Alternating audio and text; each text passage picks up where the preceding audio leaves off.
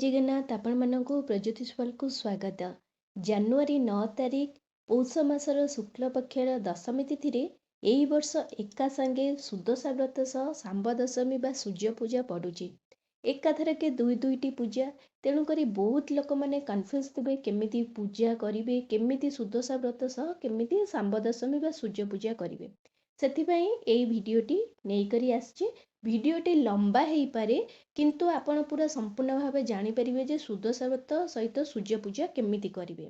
ଦେଖନ୍ତୁ, ଯେହେତୁ ଦୁଇଟି ବ୍ରତ ରହିଛି, ତେଣୁ ବୁଧବାର ଦିନଠାରୁ ଆପଣଙ୍କୁ ସବୁ କାମ ଶେଷ କରିବାର ଅଛି। ଯେମିତିକି ଧୁଆ ଗୋବରରେ ଘର ପୁରା ଭଲ ଭାବରେ ପରିଷ୍କାର କରିବେ। ଯେଉଁଠି ମା ଲକ୍ଷ୍ମୀ କି ପୂଜା କରିବେ ସେ ସ୍ଥାନକୁ ମଧ୍ୟ ଭଲ ଭାବରେ ପୋଛା ଧୁଆ କରିବେ।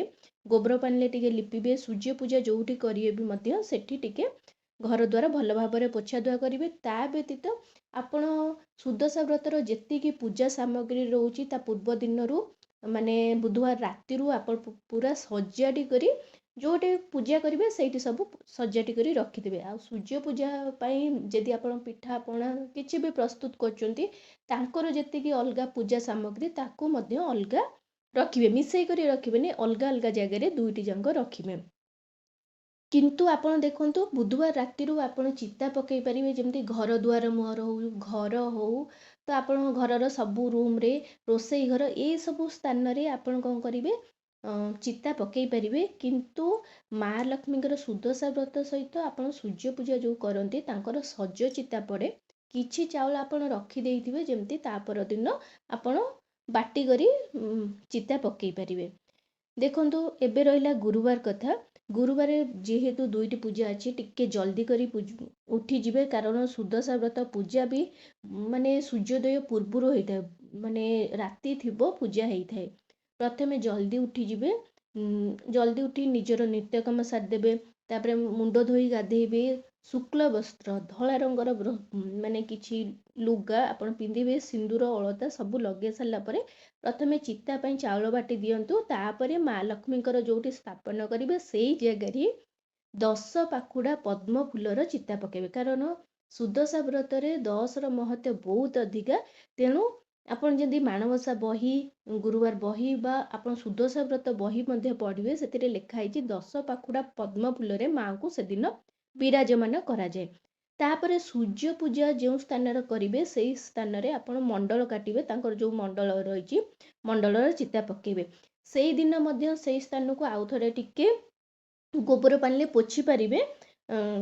କିଛି ଅସୁବିଧା ନାହିଁ, ଯେହେତୁ ସେଇ ସ୍ଥାନ ପ୍ରଥମ ଥର ମାନେ ଟିକେ ସଜ ଚିତା ସଜ ପୋଛା ହୁଏ ବୋଲି ମୁଁ କହିଲି ଆଉ ଟିକେ ଆପଣ ପୋଛି ପାରିବେ। ପୋଛି ସାରିଲା ପରେ ଆପଣ ଚିତା ପକାଇ ପାରିବେ। ତାପରେ ମା ଲକ୍ଷ୍ମୀଙ୍କର ପୂଜା ପାଇଁ ପ୍ରସ୍ତୁତ ହେଇଯିବେ। ପ୍ରଥମେ କ'ଣ କରିବେ, କଳସ ସ୍ଥାପନା କରିବେ। ଗୋଟେ ପ୍ଲେଟ୍ରେ ଆପଣ କ'ଣ କରିବେ, ଅକ୍ଷତ ନେବେ। ତାପରେ କଳସରେ ପାଣି, ଗଙ୍ଗା ଜଳ, ଗୁଆ ପକାଇବେ। ସେଥିରେ ଅଗୁରୁ ଚନ୍ଦନ ମଧ୍ୟ ଟିକେ ପକାଇବେ। ତାପରେ 5, 7 କି 9, 11 କି 13 ଆପଣଙ୍କ ହିସାବରେ ଆମ୍ବ ଡାଳ, ଦୁବ, ବରକୋଳି ପତ୍ର ଦେବେ। ଦେଇ ସାରିଲା ପରେ ଚନ୍ଦନ, ସିନ୍ଦୁର, ପଇଡ଼ କି ଗୋଟା ଫଳ ଆପଣ ଯାହା ବି ଦେବେ।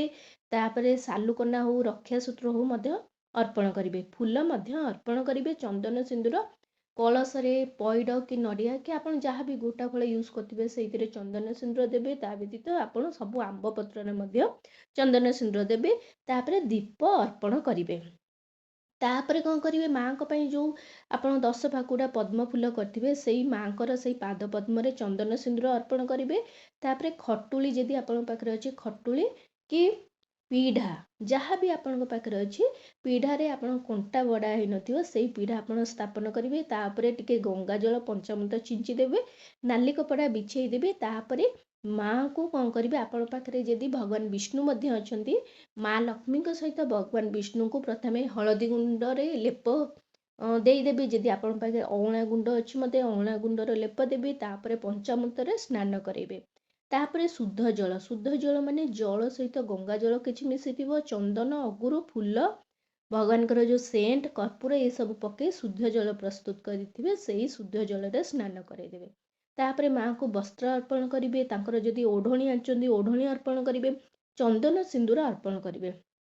ତାପରେ ଆପଣ ପୁରୁଣା जो आपण पाखरे गुआ थिबा आपण जेते गुआ थाउ आपण सेतुरु मात्र 9टी गुआ आनिबे 9टी गुआ को हळदी पानीले टिके धोई देबे तापरे पंचामृत तापरे गंगा जल रे टिके धोई देबे धोई सारला परे गोटे प्लेट रे कोन करिवे सेई 9टी गुआ नेबे तापरे गोटे नुआ गुआ आपण आनिबे न आउ गोटे नुआ गुआ आनिबे आउ व्रत आपण गोटे नै परिबे आपण को हिसाब रे 3टा नै परिबे 5टा नै परिबे तो आपण जेतीटा व्रत पूजा करेंगे आ गोटे मात्र गुआ नहीं ताकू पुणी आउ थे हलदी टिके धोईदेवी तापर पंचामृत गंगा जल धोई करी से माँ पाखे रखिए एबे कौन करिए सबू गुआ को आ व्रत को कौन करिवे चंदन सिंदूर अर्पण करिवे अर्पण कर सारा पर आपण कौन करिवे 10 मेंचा हलदी 10टी माने गोल गोल करिकिना हलदी आपण हलदी माने ताकू हलदी गुंड को पानी मिसई देबे पानी मिसई देकिना ताकू पूरा काठुआ काठ गुला जेमिति हेई परथुबो सेमिति 10 मेंचा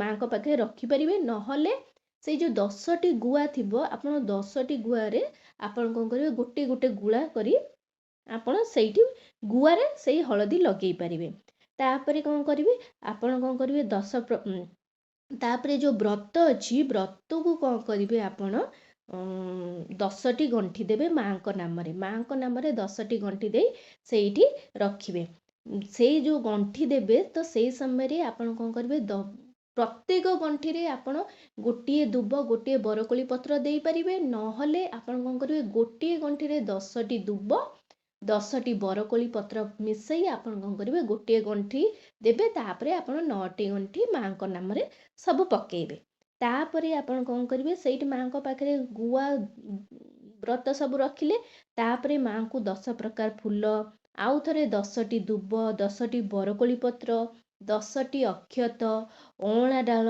बेलपत्र मूला कदली मूला जो चूल थिबो तापरे आखु ए सब अर्पण करिवे अर्पण कर सारा पर माँ को धूप लगेबे तापरे नैवेद्य अर्पण करिवे नैवेद्य रे आपण 10 प्रकार जिनस मिसई आपण पणा प्रस्तुत करिवे सेई पणा को 10 मुठा करिवे 10 मुठा करी 10 थर आपण को 10टी मुठा करिवे फास्ट गोटे मुठा माँ को अर्पण कले पुणी सेकेंड गोटे गणी गणी 10 मुठा आपण को करिवे भोग अर्पण माने से पणा अर्पण करिवे तापरे आपण कोन करिवे 10 प्रकार फल मध्य माँ को अर्पण करिवे कारण एई सुदशा व्रत रे 10 रो महत्व बहुत अधिक तेणु आपण 10 प्रकार फल 10 प्रकार पणा मिसी करी 10टी मुठा करी माँ को अर्पण करिवे ता पूर्व माँ को अर्पण करिया पूर्व प्रथमे कलश को सेई पणा आ फल भोग आपण किछि अलगा बाहर कर देथिबे माँ को भोग लगेबे तापरे आपण कोन करिए 10 दीप रे आरती करिवे आपण पाखरे 10 मुखा दीप अछि जदी तो आपण सेइथिरे आरती कर परिवे जदी आपण पाखरे 10 मुखा दीप नाही ताले आपण छोटो छोटो जो माटी रे दीप आछि सेई माटी रे दीप 10टी नै करी ताकू लगे करी आपण माँ को आरती कर परिवे तापरे कर्पूर झुणा देई आरती करिवे शेष रे माँ को मुंडिया मारिबे निजर भूल जदी किछि भूल बसत हेई जाइथिबो पूजा रे तो क्षमा प्रार्थना करिवे आपण यही पूजा कौन करिवे माँ को जो सुदशा व्रतर पूजा सूर्योदय पूर्व जमीती आपणकर शेष हो जाइथिबो एबे तुलसी पूजा करिवे तापरे सूर्य उदय पर आपण कौन करिवे सूर्य पूजा देखंतु जो स्थान रे आपण माने आइदर चौरा मूल रे कर पारंती घरर आगपटे माने अगण रे कर पारंती छात उपरे करि पारंती आपण को सुविधा देखि आपण करि परिए तापरे कौन करिवे पूजा सामग्री सखाळ हो जाइथिबो तो आपण पूजा सामग्री सब से सब जगह को नहीं करी जिबे पूर्व दिग को मुख करी आपण पूजा आरंभ करिवे प्रथमे आचमन करिवे दीप लगेबे दीप रे चंदन सिंदूर फूल अर्पण करिवे तापरे कलश स्थापना करिवे कलश रे आगे सेमती कहली प्लेट रे आपण कोन करिवे अक्षत देबे अक्षत रे आपण कोन करिवे तापरे अक्षत देई देबे तापरे आपण कोन करिवे कलश रे पानी देबे टिके गंगा जल गुआ कर्पूर टिके चंदन अगुरु देबे से पानी पकई देबे तापरे आंब डाल 5-7 कि 9 आपण हिसाब रे आपण आंब डाल नेबे तापरे दुब बरकोली पत्र नेबे गोटा फल रे आपण जे कोनोसी यूज कर पारंती आपण एप्पल यूज कर पारंती कमला हो नड़िया हो पैड हो नले कदली हो आपण गोटा फल देबे तापरे रक्षा सूत्र अर्पण करिवे पईता फूल चंदन सिंदूर अर्पण करिवे किंतु ता पूर्वरु से स्थान को टिके पंचामृत छिंची टिके माने शुद्ध कर देथिबे गंगा जल मध्य छिंची टिके शुद्ध कर देथिबे ତାପରେ କଳସ ସ୍ଥାପନା କରିସାରିଲା ପରେ ଆପଣ କ'ଣ କରିବେ, ସେଇ ଯେଉଁ ସୂର୍ଯ୍ୟମଣ୍ଡଳ କାଟିଥିବେ ତ ସୂର୍ଯ୍ୟମଣ୍ଡଳ ଉପରେ ଗୋଟେ ପିଢ଼ା ରଖିବେ, କିନ୍ତୁ ପିଢ଼ା ଆପଣ କ'ଣ କରିବେ ଟିକେ ହଳଦୀ ମାରି ପୁରା ହଳଦିଆ ଦେଖାଯାଉଥିବ ସେମିତି ପିଢ଼ାଟେ ଆପଣ ରଖିବେ। ତାପରେ ସେଇ ପିଢ଼ା ଉପରେ ଗୋଟେ ନାଲି ବସ୍ତ୍ର ବିଛେଇ ଦେବେ। ତାପରେ ଅକ୍ଷତ ଯଦି ଆପଣଙ୍କ ପାଖରେ ଥିବ ଅକ୍ଷତ ନେଇପାରିବେ। ଯଦି ଆପଣଙ୍କ ପାଖରେ ଅଭଙ୍ଗା ଅରୁଆ ଚାଉଳ ଥିବ ସେଇ ଅରୁଆ ଚାଉଳରେ ଆପଣ ଟିକେ ହଳଦୀ ମିଶାଇ ଦେବେ, କାରଣ ସୂର୍ଯ୍ୟଙ୍କୁ ଧଳା ରଙ୍ଗ ପ୍ରିୟ ନୁହେଁ। ତେଣୁ ଆପଣ ଯାହା ବି ସୂର୍ଯ୍ୟଦେବଙ୍କ ପାଖରେ ପୂଜା କରିବେ ସବୁ ଯେମିତି ହଳଦିଆ ହେଇଥିବ, ଆପଣ ଧଳା ବିଲକୁଲ ବି ୟୁଜ୍ କରିପାରିବେନି। ତେଣୁ ଅକ୍ଷତ ଆପଣ ଯଦି ଚାଉଳ ନେଉଛନ୍ତି ଅଭଙ୍ଗା ଅରୁଆ ଚାଉଳ, ତାହେଲେ ତାକୁ ଟିକେ ହଳଦୀ ପାଣିରେ ମିଶାଇ କରି ହଳଦିଆ କରି ସେଇ ନାଲି ବସ୍ତ୍ର ଉପରେ ମାନେ ରଖିଦେବେ। ତାପରେ ଗୁଆକୁ ମଧ୍ୟ ହଳଦୀ ପାଣିରେ ଧୋଇ ମଧ୍ୟ ଗୁଆକୁ ସ୍ଥାପନ କରିବେ। ଗୁଆ ଗୋଟେ ନିଦା ଜିନିଷ, ଗୁଆରେ ଆପଣ ସୂର୍ଯ୍ୟଦେବଙ୍କୁ ଆବାହନ କରୁଛନ୍ତି। ତାପରେ ସେଥିରେ ଚନ୍ଦନ ସିନ୍ଦୁର ଅର୍ପଣ କରିବେ, ପଇତା ଅର୍ପଣ କରିବେ। ପଇତାକୁ ମଧ୍ୟ ହଳଦିଆ କରିଥିବେ, ହଳଦୀ ପାଣିରେ ଟିକେ ଗୋଳେଇ ଦେବେ ତ ପଇତା ହଳଦିଆ ହେଇଗଲା। ପଇତା ଅର୍ପଣ କରିବେ। ରକ୍ଷାସୂତ୍ର, ଦୁବ, ବରକୋଳି ପତ୍ର, ତୁଳସୀ ପତ୍ର, ଫୁଲ ଅର୍ପଣ କରିବେ। ଫୁଲ ଆପଣ ଯାହା ବି ଅର୍ପଣ କରିବେ ସେଦିନ ସୂର୍ଯ୍ୟଦେବଙ୍କୁ ନାଲି ହେଇଥିବ କି ହଳଦିଆ ହେଇଥିବ କିନ୍ତୁ ଧଳା ରଙ୍ଗର ହେଇନଥିବ। ଫୁଲ ଆପଣ ସୋରିଷ ଫୁଲ ଆପଣଙ୍କ ପାଖରେ ଯଦି ଅଛି ସୋରିଷ ଫୁଲ କରିପାରିବେ, ନାଲି ରଙ୍ଗର ଯେକୌଣସି ଫୁଲ ଆପଣ ମଧ୍ୟ କରିପାରିବେ। ତାପରେ ଦୀପ ଧୂପ ନୈବେଦ୍ୟ ଅର୍ପଣ କରିବେ। ତ ନୈବେଦ୍ୟରେ ଆପଣ କ'ଣ ଅର୍ପଣ କରିବେ, ଆପଣଙ୍କ ସାଇଡ଼ରେ ଯାହା ଥିବ, ଆପଣଙ୍କ ସାଇଡ଼ରେ ଯଦି ପଣା ଭୋଗ କି ଯାହା ବି ଥିବ ଆପଣ ଅର୍ପଣ କରିପାରିବେ। ଦେଖନ୍ତୁ ଏଇ ଯେଉଁ ନୈବେଦ୍ୟରେ ଆପଣ ପିଲାଙ୍କ ନାଁ, ଆପଣ ଧରକ ଗୋଟେ ପିଲା କି ଦୁଇଟା ପିଲା, ଆପଣଙ୍କ ସବୁ ପିଲାଙ୍କ ନାଁରେ ଆପଣ ଯାହା ବାଢ଼ୁଥିବେ, ଗୋଟେ ଥାଏ ଯେ ଆମେ ଏଇଆ ବଡ଼ ନାଁରେ ଏଇଟା ବାଢ଼ୁଛୁ ମିଠା କି ପଣା, ତ ଦ୍ୱିତୀୟ ନାଁରେ ଏଇ ଜିନିଷଟା ବଢ଼ା ହେଉଛି, ତ ସେଇ ଜିନିଷ ମିଠା ଫଳ ପଞ୍ଚାମୃତ ପଣା ଭୋଗ ଯାହା ଆପଣଙ୍କର ବଢ଼ା ହେବାର ଥିବ ସେଇ ଭୋଗ ଲଗେଇବେ। କିନ୍ତୁ ଭୋଗ ଲଗେଇଲା ବେଳେ ଆପଣ କଳସକୁ ପ୍ରଥମେ ଭୋଗ ଲଗେଇବେ, ତାପରେ ସାରଥୀଙ୍କୁ ଗୋଟେ ଭୋଗ ଲଗେଇବେ। ତାପରେ ଘୋଡ଼ା ଆପଣଙ୍କର 7ଟା, ସୂର୍ଯ୍ୟଦେବ ଘୋଡ଼ା 7ଟା ଘୋଡ଼ର ଉପରେ ବସିଥାନ୍ତି, ତ 7ଟି ଘୋଡ଼ାକୁ ଲଗେଇବେ। ତାପରେ ଯାଇ ଆପଣ ସୂର୍ଯ୍ୟଦେବଙ୍କୁ ଭୋଗ ଲଗେଇବେ, ମାନେ 10ଟି ଜାଗାରେ ଆପଣ ଭୋଗ ବାଢ଼ିବେ। ଚଣ୍ଡ ଭୋଗ ମଧ୍ୟ ଆପଣ 10ଟି ଜାଗାରେ ବାଢ଼ିବେ। ବାଢ଼ି ସାରିଲା ପରେ କର୍ପୂର ଝୁଣାରେ ଆଳତି କରିବେ।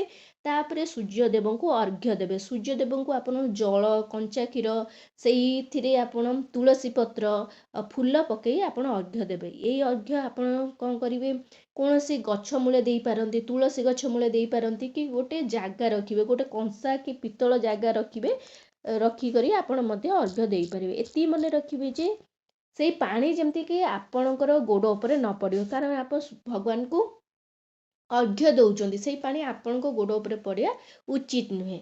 ତାପରେ ସେଇ ଭୋଗକୁ ଆପଣ ଛୁଆମାନଙ୍କ ମଧ୍ୟରେ ବାଣ୍ଟି ଦେବେ। ଏତିକିରେ ଆପଣଙ୍କର ସକାଳର ସୂର୍ଯ୍ୟ ପୂଜା ଶେଷ ହେଲା। ଏବେ ଦେଖନ୍ତୁ ଯେହେତୁ ଆପଣଙ୍କର ଦଶମୀ ତିଥି 12ଟା ଭିତରେ, 12ଟା କେତେ ମିନିଟ୍ ଅଛି, ତ ସେଇ ମିନିଟ୍ ଭିତରେ ଆପଣ ଦଶମୀ ତିଥି ସରିଯାଉଛି। ତେଣୁକରି ଆପଣ ସୁଦଶା ବ୍ରତ ମାଇଣ୍ଡରେ ରଖିବେ ଯେ ସୁଦଶା ବ୍ରତ ପୂଜା ଆପଣଙ୍କୁ ମାନେ 12ଟା ଭିତରେ ହିଁ ଶେଷ କରିବାର ଅଛି। ତେଣୁକରି କାରଣ ଦେଖନ୍ତୁ ଆପଣ ସକାଳର ଭୋଗ ଦେଇଦେଲେ, ଏବେ ଶଙ୍ଖୁଡ଼ି ଭୋଗ ମାଆଙ୍କର ନିହାତି 10 ପଣା ସହିତ 10 ଫଳ ସହିତ 10 ପୁରର ମଣ୍ଡାପିଠା, 10ଟି ମଣ୍ଡାପିଠା ମାଆଙ୍କୁ ଭୋଗ ଲାଗିବାର ଅଛି। ତାପରେ ସୁଦଶା ବ୍ରତର ମାନେ ତାଙ୍କର ବ୍ରତଟା ଶେଷ ହେବ। ତେଣୁ ଆପଣ ଯଦି ସୂର୍ଯ୍ୟ ପୂଜା ଶେଷ କରିସାରିଲା ମାନେ ସାଙ୍ଗେ ସାଙ୍ଗେ ଆପଣ ଯାଇକିନା 10 ପୁରରେ ଆପଣ କ'ଣ କରିବେ, 10ଟି ମଣ୍ଡାପିଠା ଆଉ କଳସ ପାଇଁ ଗୋଟିଏ, ତ ମଣ୍ଡାପିଠା ଟୋଟାଲ୍ 11ଟି ମଣ୍ଡାପିଠା ଆପଣ ପ୍ରଥମେ ପ୍ରସ୍ତୁତ କରିଦେବେ। ତା ସହିତ ଆପଣଙ୍କ ପାଖରେ ଯଦି ସମୟ ଅଛି କ୍ଷୀରି ଖେଚୁଡ଼ି ଯାହା ବି ଆପଣଙ୍କର ଭୋଗ ଲାଗିବ ଦ୍ୱିପହରେ ସୂର୍ଯ୍ୟଦେବଙ୍କୁ, ସେଇ ସମୟରେ ମଧ୍ୟ ପ୍ରିପାରେସନ୍ ଷ୍ଟାର୍ଟ କରିଦେବେ। ଗୁଡ଼ୁଗୁଡ଼ିଆ ତରକାରୀ ମଧ୍ୟ ହୁଏ, ଯେଉଁଟାକୁ ଡାଲମା ବି କେତେକ ସ୍ଥାନରେ କହନ୍ତି, ତ ସେଟା ମଧ୍ୟ ଆପଣ ଷ୍ଟାର୍ଟ କରିପାରିବେ। ତାପରେ ମଣ୍ଡାପିଠା ଯେତେବେଳେ ଆପଣଙ୍କର ହେଇଯିବ, ଆଉ ଥରେ କ'ଣ କରିବେ, ମାଆଙ୍କ ପାଖରେ ଦୀପ ଧୂପ ଲଗେଇବେ। ପ୍ରଥମେ କଳସ ପାଖରେ ଗୋଟେ ମଣ୍ଡାପିଠା ଭୋଗ କରିବେ। ତାପରେ ଆପଣ କ'ଣ କରିବେ, 10ଟି ସିଝା ମଣ୍ଡାପିଠା ଆପଣ କ'ଣ କରିବେ, ମାଆଙ୍କ ପାଖରେ ଭୋଗ ଲଗେଇବେ। ମାଆଙ୍କର ବହି ପାଠ କରିବେ, ମାଆଙ୍କର ଅଷ୍ଟକ ମଧ୍ୟ ପାଠ କରିବେ। ପାଠ କରିସାରିଲା ପରେ କ'ଣ କରିବେ, ନୂଆ ଯେଉଁ ବ୍ରତ ପୂଜା କରିଛନ୍ତି ସେଇ ବ୍ରତକୁ ଆଣି ଡାହାଣ ହାତରେ ବାହୁବନ୍ଧରେ ସେଦିନ ପିନ୍ଧିବେ। ପିନ୍ଧି ସାରିଲା ପରେ ମାଆଙ୍କୁ ଆପଣ ନିଜ ଯଦି ଭୁଲ ହେଇଯାଇଛି ତାଙ୍କ ପାଇଁ କ୍ଷମା ମାଗିବେ। ତାପରେ ପୁଣି ସୂର୍ଯ୍ୟ ପୂଜା ପାଇଁ ପ୍ରିପାରେସନ୍ ଷ୍ଟାର୍ଟ କରିବେ। ଆପଣଙ୍କର ଯାହା ବି ସୂର୍ଯ୍ୟ ପୂଜା ପାଇଁ ପ୍ରିପାରେସନ୍ ଅଛି, ଯେମିତିକି ପିଠା, କାକରା, ବୁଢ଼ା ଚକୁଳି, ଛଣା ମଣ୍ଡା, କ୍ଷୀରି, ଗୁଡ଼ଗୁଡ଼ିଆ ତରକାରୀ ଯାହା ବି ଅଛି, ଆପଣ କ'ଣ କରିବେ, ପ୍ରସ୍ତୁତ କରିବେ। ଯେତେବେଳେ ଦ୍ୱିପହର ହେବ, ମାନେ ଦ୍ୱିପହର ସମୟରେ ଆପଣ ସୂର୍ଯ୍ୟଦେବଙ୍କ ପାଖରେ ପ୍ରଥମେ କ'ଣ କରିବେ, ଦୀପ ଧୂପ ଲଗେଇବେ। ତାପରେ ଆପଣଙ୍କ ଯାହା ବି ଅଛି ତ ସେଇଟା ଆପଣ ଭୋଗ ଲଗେଇବେ। ଭୋଗ ଲଗେଇ ସାରିଲା ପରେ ଆପଣ ପୁଣି ଆଉଥରେ ଝୁଣା କର୍ପୂରରେ ଆଳତି କରିବେ। ଏଇ ଯେଉଁ ନୈବେଦ୍ୟ ଦ୍ୱିପହରେ ଯାହା ବି ଭୋଗ ଲାଗେ, ଯେମିତିକି ଗୁଡ଼ଗୁଡ଼ିଆ ତରକାରୀ ହଉ, ପିଠା ପଣା, ଏଇ ଭୋଗଟି ବାଇଗଣ ପତ୍ରରେ ଭୋଗ ଲାଗେ। ଆପଣଙ୍କ ପାଖରେ ଯଦି ବାଇଗଣ ପତ୍ର ମିଳୁଛି ତ ବାଇଗଣ ପତ୍ରରେ ଭୋଗ ଲଗେଇ ପାରିବେ। ଯଦି ବାଇଗଣ ପତ୍ର ନାହିଁ ତାହେଲେ କଦଳୀ ପତ୍ରରେ ମଧ୍ୟ ଭୋଗ ଲଗେଇବେ। ଭୋଗ ଲଗେଇ ସାରିଲା ପରେ ଆପଣ ଈଶାନ କୋଣରେ ବାରି ପଛପଟେ ମଧ୍ୟ ଭୋଗ ଲାଗେ। ଏହିପରି ଭାବରେ ସୂର୍ଯ୍ୟଦେବଙ୍କୁ ତାପରେ ମୁଣ୍ଡିଆ ମାରିବେ, ତାଙ୍କୁ ଝୁଣା କର୍ପୂରରେ ଆଳତି କରିବେ। ଏଇଟା ହେଉଛି ଦ୍ୱିପହର ପୂଜା। ଦେଖନ୍ତୁ, ସୂର୍ଯ୍ୟଦେବଙ୍କର ପୂଜା ଭିନ୍ନ ସ୍ଥାନରେ ଭିନ୍ନ ଭିନ୍ନ ପ୍ରକାର ହେଇଥାଏ। କେତେ ଜଣ ଏକାଥରେ ସୂର୍ଯ୍ୟ ପୂଜା କରିଥାନ୍ତି, ଏମିତି ସକାଳେ ଦ୍ୱିପହର ଏମିତି ନ କରି ସେମାନେ 11ଟା 12ଟା ବେଳକୁ ଏକାଥରେ କ'ଣ କରନ୍ତି, ସକାଳର ପୂଜା ତା ସହିତ ଦ୍ୱିପହର ପୂଜା ମିଶେଇ କରି କରିଥାନ୍ତି। ଏକାଥରେ ଛୁଆଙ୍କ ନାଁରେ ମିଠା ପଣା, ପିଠା, କ୍ଷୀରି, ଖିଚୁଡ଼ି, ତା ସହିତ ଗୁଡ଼ଗୁଡ଼ିଆ ତରକାରୀ ସବୁ ମିଶେଇ ଏକାଥରେ ପୂଜା କରିଥାନ୍ତି। ଦେଖନ୍ତୁ, ନିୟମ ରହୁଛି ଯେ ପ୍ରଥମେ ସକାଳର ପୂଜା କରିବା, ତାପରେ ଦ୍ୱିପହର ପୂଜା କରିବା। ସନ୍ଧ୍ୟାବେଳେ ଯଦି ପୂଜା ଯଦି ଆପଣଙ୍କର ଅଛି କରିପାରିବେ, ନହେଲେ ଆପଣ ଗୋଟେ ପ୍ରଣାମ ମଧ୍ୟ, ନମସ୍କାର ମଧ୍ୟ କରିପାରିବେ ହେଲା। ତ ଆପଣଙ୍କର ଆଡ଼େ ଯାହା ଅଛି ଆପଣ ଯଦି ଏକାଥରେ ସବୁ ନୀତି ଅଛି ଯେ ସୂର୍ଯ୍ୟ ପୂଜା ଆମେ ଏକାଥରେ କରିବୁ 11ଟା ବେଳକୁ କି 12ଟା ବେଳକୁ, ଏକାଥରେ ଆପଣ ସକାଳର ପୂଜା, ଦିନବେଳର ପୂଜା ଏକାଥରେ କରିବୁ, ତ ଆପଣଙ୍କ ହିସାବରେ ଆପଣ କରିବେ। ଯଦି ନାହିଁ ଆମେ ସକାଳର ପୂଜା ପ୍ରଥମେ କରିଦେବୁ, ତାପରେ ଦ୍ୱିପହର ପୂଜା କରିବୁ, ତ ଆପଣ କରିବେ। ସେଇଟା ଆପଣଙ୍କ ଉପରେ ଡିପେଣ୍ଡ କରୁଛି। ମୁଁ କହିଦେଲି ହଁ ଏଇ ଛୋଟ ଗୋଟେ ନୀତିଟେ ଅଛି, ତାପରେ ସେଇଟା ଆପଣଙ୍କ ଉପରେ ଡିପେଣ୍ଡ କରେ। ତାପରେ ଆପଣ ସନ୍ଧ୍ୟା ହେବା ପୂର୍ବରୁ, ମାନେ 3ଟା 4ଟା ବେଳକୁ ଆପଣ କ'ଣ କରିବେ, ମା ଲକ୍ଷ୍ମୀଙ୍କ ପାଖରେ କିଛି ଫଳମୂଳ ଭୋଗ ଲଗେଇବେ। ତାପରେ ମାଙ୍କର ଖଟୁଳି ଟିକେ ପଛକୁ କରିଦେବେ, କଳସ ଟିକେ ପଛକୁ କରିଦେବେ। ପଛକୁ କରିସାରି ଆପଣ କ'ଣ କରିବେ, ମାଙ୍କର ଉଯାପନା କରିଦେବେ। ଏତିକି ରହୁଛି ଆପଣଙ୍କର ସେଦିନର ପୂଜା ବିଧି। ଆଶା କରୁଛି ଆପଣମାନଙ୍କୁ ଏ ଭିଡ଼ିଓଟି ବହୁତ ପସନ୍ଦ ଆସିଥିବ। ଯଦି ଆସିଛି ତାହେଲେ ଏଇ ଚ୍ୟାନେଲକୁ ଜଲ୍ଦି କରି ଲାଇକ୍, ସେୟାର ଆଣ୍ଡ ସବସ୍କ୍ରାଇବ୍ କରିଦିଅନ୍ତୁ। ନମସ୍କାର।